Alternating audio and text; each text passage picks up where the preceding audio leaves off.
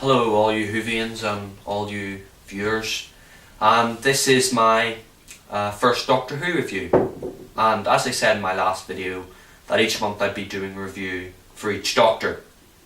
Now it's May, and obviously this is the 5th month and I missed all the other months. So I'm going to be doing a review each month, but for this month I'm going to be doing all the 5 Doctors throughout the 4 weeks, except I'm going to be doing William Hartnell and Patrick Troughton on the same month. So I'll be doing a review each week for the first 5 Doctors, and then after that we'll have 6 to 8, and then we'll have the new Doctors 9 to 11. Now, the story I've chosen for the William Hartnell years is Dalek Invasion of Earth. Now, the Dalek Invasion of Earth is the second Dalek story out of the, what is it, I believe?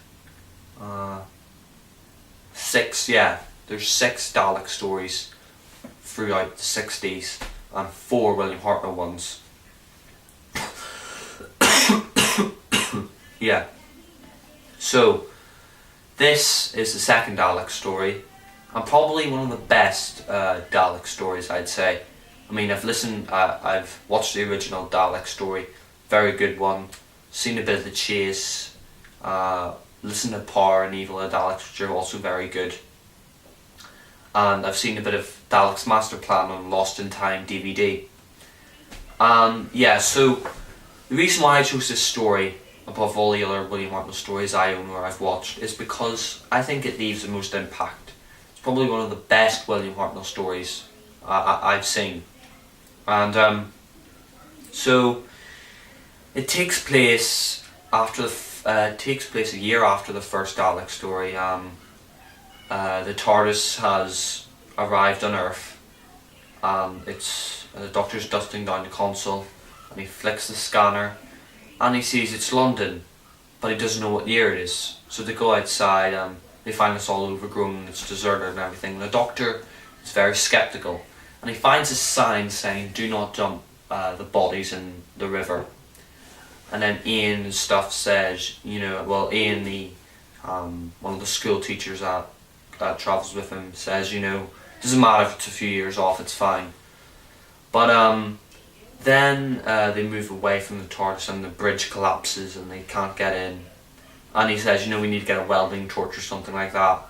So, then Susan, the Doctor's granddaughter, for all of those new Who fans, the Doctor's daughter and stuff, Doctor did have a granddaughter.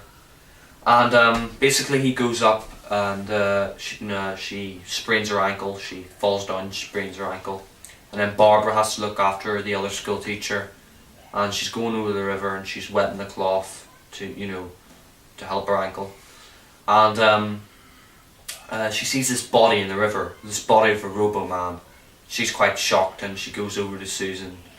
And then it cuts to the Doctor and Ian. They're going up the warehouse, and there's this nice little scene where Ian's like, "Be careful, Doctor," and the Doctor's like, "I'm not a half-wit," and all this stuff. And then we enter, and then the Doctor finds his body in this box in the warehouse. He finds his Robo-Man. He's completely dead, been stabbed. He has a knife in his back. And so they find that the Robo-Man is dead. And then Ian goes into the next door, and I think he's hanging off the door or something like that. And the Doctor has to, drag him back in. And then we get this scene, then we cut back to Ian and Barbara, and these humans come out. They think they're hostile, and then the humans help them. They take Susan, and then Barbara follows them, and there's this siren going off, and then there's this scene where this Dalek saucer is coming down to Earth, and then the Doctor and Ian are sort of looking over like that.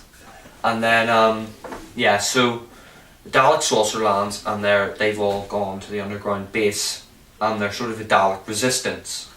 Now then we cut to the Doctor and Ian returning to the TARDIS, and there's nobody there, and they're sort of wondering what's going on.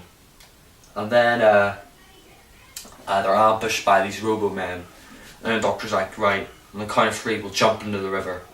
1, 2, 3, and then they turn around and they see this Dalek coming out of this water, out of the water. It's a beautiful shot, the sucker plunger and the gun, you know, just coming out of the water like that, turned its head, you can see the water dripping down. It's amazing. It is one of my favourite scenes from Doctor Who.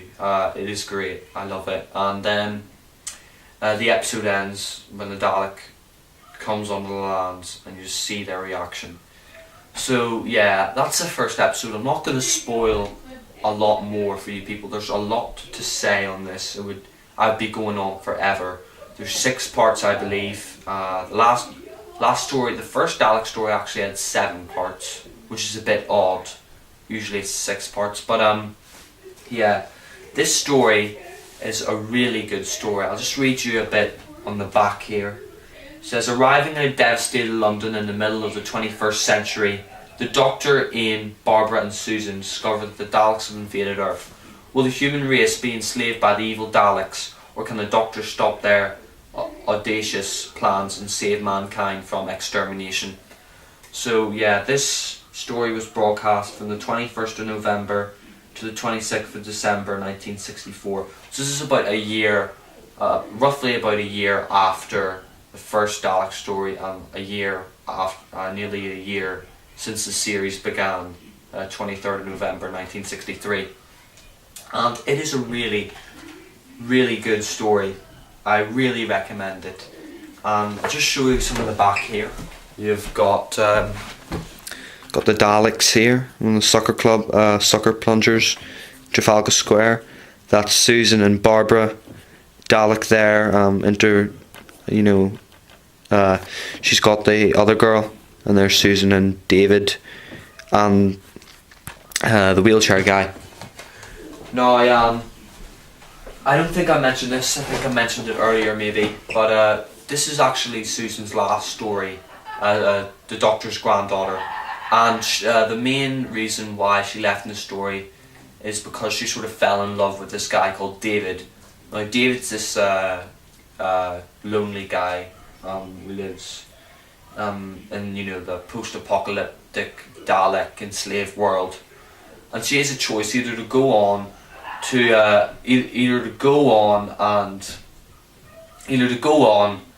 and basically help the Doctor, basically go and look after her grandfather, or stay with David and live the rest of her life with him.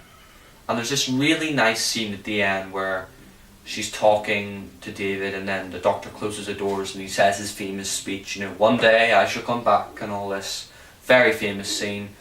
And yeah, so she leaves, and then that's the end of the episode. That's the end of the story.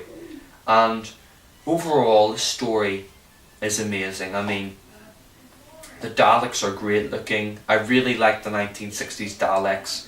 They actually look a lot more impressive than the ones from the 70s and the 80s. I mean, they actually have lenses, like, the new series. I mean, the old series, they sort of had painted on eyes. The ones from the 70s and the 80s, they had eyes that were painted on. And the ones from the 60s do look a lot more impressive. And the shots where they're on Westminster Bridge and all that, it's great. And just the whole story is magnificent. There are bits of it where it does slow down a bit and the pace isn't that great, but it is a very good story. I give it an 8 out of 10. The performances are great. The shots are magnificent. The story is very good, and it's probably one of my favourite Dalek stories of the 60s. So overall, I give it an 8 out of 10. Now, since this is the month of Doctor, since this is the first review I've done, in the next video or the remainder of this video, I'll be talking a bit about William Hartnell's personality.